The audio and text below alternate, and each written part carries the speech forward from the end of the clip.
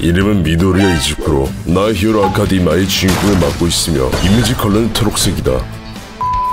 미도리아 이즈쿠란 이름을 지적하자면 녹색 골짜기에 나간 지 오래됐다이며 미도리아 이즈쿠의 쿠 부분은 일본어로 발음하면 구가 된다.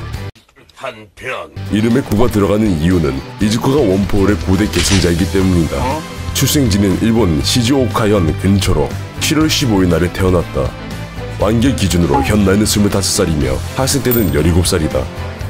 신체적 특징으로는 O형의 혈액형에 초록초록한 머리카락과 눈, 166cm의 키, 그리고 무게성이 있다. 신체적 특징과 함께 성격도 소개하면 소심하고 눈물도 많고 겁도 많지만 위험에 처한 사람들을 보면 망설이지 않고 도와주는 상냥하면서도 용맹함을 가졌다. 좋아하는 것으로는 올마이트와 카츠동으로 카츠동은 도냐라는 카츠동 전문점에서 당구를 맡고 있다. 올마이트와는 거의 항상 달라붙어있어 올마이트에 숨겨진 자식을 오해받을 정도이다. 게다가 개인기도 올마이트 미소짓기다. 좋아하는 것이 있다면 싫어하는 것도 있어야 하는데 어째서인지 싫어하는 것이 없다. 가족관계로는 어머니 미도리아 인코와 완결까지 얼굴에 단 1도 드러내지 않은 아버지 미도리아 히사시가 있다. 여기서 잠깐 어머니 미도리아 인코에 대해 조금만 이야기해보자면 아들인 이즈쿠를 굉장히 사랑해하며 눈물이 많으시다. 본론은 돌아와 개성은 없지만 최고의 히어로가 꾸민 이즈쿠는 올마이트에게 선택받아 원포홀이라는 개성을 계승받게 됐는데 양도로 받은 개성이라 그런지 신체가 부족한 탓인지 아니면 스승이 잘못된 것인지는 모르지만 이즈쿠는 마지막까지 원포홀의 힘을 100%까지 끌어내지 못했다. 대신 선대 계승자들의 특별함은 이즈쿠가 원포홀의 힘을 100%까지 끌어내지 못하더라도 세계관 최강자 라인을 끼는데 굉장히 큰 역할을 했다. 이렇게 강력한 원포홀은 대중들에게 공개되기 전까지 초파워로가 따로 명시할 정도로 특별한 취급을 받고 있다. 원포홀의 9대 계승자이기 때문에 무려 8개의 개성을 사용할 수 있다. 사용하는 개성으로는 1. 개성량도 2. 12축적 3. 변속 4. 발격 5. 위기감지 6. 검은 축지 7. 연막 8. 부유 9. 무게성 까지 사용할 수 있다. 엄청나게 특별한 개성이지만 이즈쿠는 초반에 개성을 아예 조절하지 못해서 개성만 썼다 하면 팔다리가 아작이 나버렸다. 이렇듯 개성을 아예 조절하지 못해서 유에이 고등학교 개성 2의 테스트 때 22꼴등을 했다. 개성만 썼다면 팔다리가 아작나서 입원하는 이즈쿠를 보고 어머니는 7번 내를 기절해버렸다고 한다.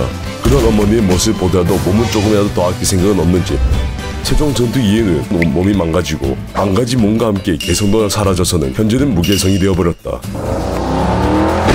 몸이 망가지기 이전에는 개성 없이 악력 50kg에 건던지기 46m, 50m 달리기는 7.02초만 돌파가 가능할 정도로 운동신경은 나쁘지 않은 편이었지만 말이다.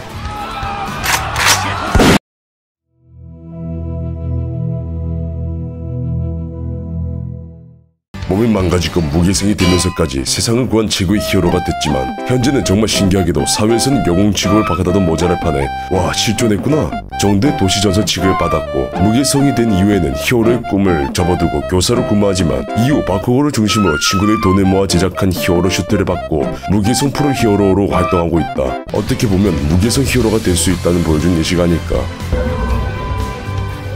히어로명은 고등학생 때부터 사용하는 데쿠라는 뜻은 목강 인형이란 뜻이며 해석하는 것에 따라 혼자서 아무것도 못한 놈이 되기도 한다.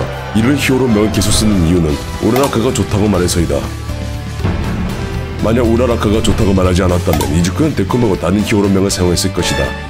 여기서 친구 관계를 소개해보자면 학생 때는 1학년 A반 대부분의 친구 사이였으며 방금 소개한 우라라카와도 썸도 타면서 마지막에는 좀 더 발전된 연인 관계가 될 줄 알았으나 모두의 기대와 달리 완결에서 1학년 A반 그 누구도 8년의 시간 동안 이즈쿠에게 제대로 된 만남조차 없던 것이 밝혀지면서 마지막에 유일하게 말을 걸어준 바쿠고만이 친구로 남은 듯하다.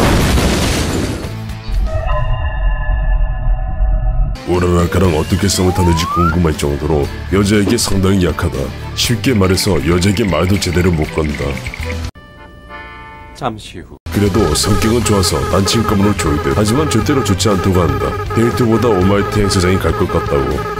하지만 2차 창작에서만큼은 난친감인데 주로 수비 쪽을 담당하고 있으시다. 조금 늦게 말하는 감이 있지만 이즈쿠는 죽은 기가 있지만 수수하게 생긴 인상이라고 한다.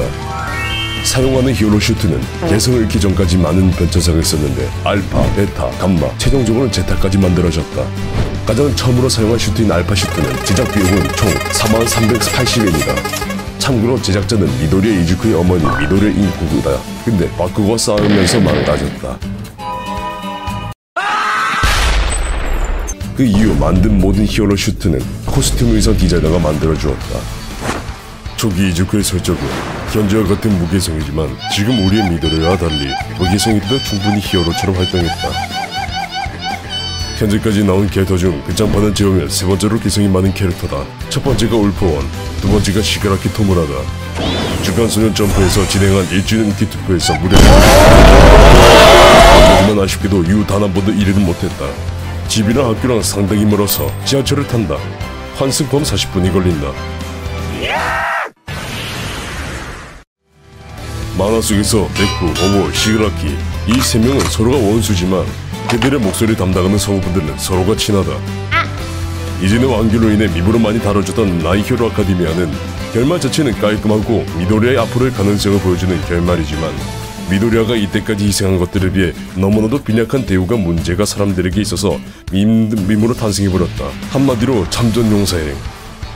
실은 주인장은 나이 히어로 아카데미아를 그렇게 좋아하는 편은 아닌지라 잘 모르겠지만 하나 확실하다고 느낀 건 현재까지 나온 미도리아 이즈쿠의 서사를 요약하자면